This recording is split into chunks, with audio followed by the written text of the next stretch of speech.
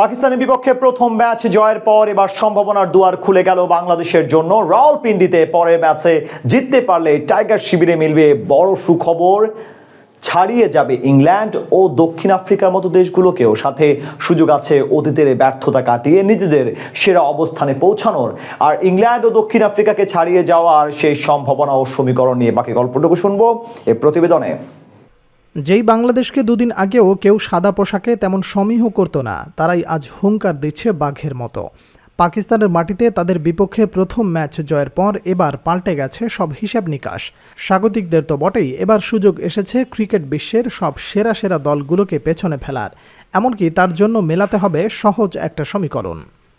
পাকিস্তানের মাটিতে দীর্ঘ 5 বছর পর টেস্ট খেলতে গিয়েছিল সাকিব মুশফিকরা। অচেনা কন্ডিশন, বিশ্বসেরা পেস ইউনিট, সবকিছুকে বুড়ো আঙুল দেখিয়ে উল্টো দাপট দেখায় টিম টাইগার্স।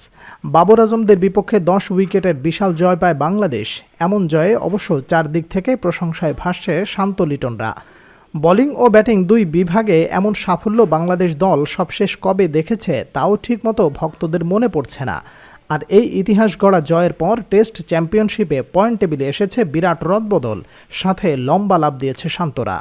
সেই তালিকায় বর্তমানে শীর্ষে আছে ভারত। তাদের পয়েন্ট 9 ম্যাচে সর্বোচ্চ 69.52। এরপরেই আছে যথাক্রমে অস্ট্রেলিয়া ও নিউজিল্যান্ড। অন্যদিকে বাংলাদেশের কাছে হাতছানি দিচ্ছে তাদের কাছে পৌঁছানোর। সেক্ষেত্রে পেছনে ফেলতে হবে বেশ কয়েকটি দেশকে, যদিও পাকিস্তানের বিপক্ষে পরের ম্যাচ জিততে পারলেই তা সম্ভব হয়ে যাবে। সিরিজ শুরুর আগে টাইগারদের অবস্থান ছিল 9 দলের মধ্যে 8 নম্বরে, কিন্তু প্রথম ম্যাচ জয়ের কারণে চলে গিয়েছিল 6 নম্বরে। পরে অবশ্য স্লো ওভারের কারণে পয়েন্ট হারাতে হয়েছে শান্তদের, যার সুবাদে এখন আছে 7 নম্বরে।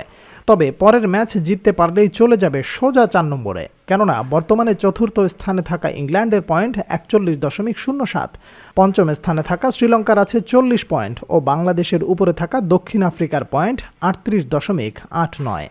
অর্থাৎ প্রতিটি দলের সাথে টাইগারদের ব্যবধান সর্বোচ্চ 8। বর্তমানে বাংলাদেশের পয়েন্ট 35। টেস্ট চ্যাম্পিয়নশিপে এক ম্যাচ জিতলে পয়েন্ট যোগ হবে 12। এর মানে পরের ম্যাচ জিতলে বাংলাদেশের পয়েন্ট দাঁড়াবে 47। অর্থাৎ দক্ষিণ আফ্রিকা ও শ্রীলঙ্কা তো বটেই, ইংল্যান্ডকেও ছাড়িয়ে যাবে সাকিবরা। এমনকি ম্যাচ না জিতলেও সুযোগ থাকছে শীর্ষে ওঠার। সেক্ষেত্রে অবশ্য ম্যাচটি হতে হবে পরিত্যক্ত। আর যদি রাওয়ালপিন্ডিতে দুই দলের শেষ ম্যাচটি ড্র হয়, তাহলে সুযোগ থাকছে দক্ষিণ আফ্রিকাকে পেছনে ফেলে 6 নম্বরে অবস্থান পুনরায় দখল করার। তবে কাজটি খুব কঠিন হওয়ার কথা নয়, কেননা ইতোমধ্যে সিরিজে এক ম্যাচ জিতে এগিয়ে আছে বাংলাদেশ। তাই স্বাভাবিকভাবে আত্মবিশ্বাসের দিক থেকে বেশ এগিয়ে শান্তরা। তাছাড়া ঘরের মাঠে পাকিস্তান সব শেষ 9 ম্যাচ ধরে জয় পায় না। তাই সিরিজের শেষ ম্যাচে পরিষ্কারভাবে ফেভারিট টাইগাররা। আগামী 30শে অগস্ট বাংলাদেশ সময় বেলা 11টায় মাঠে নামবে দুই দল।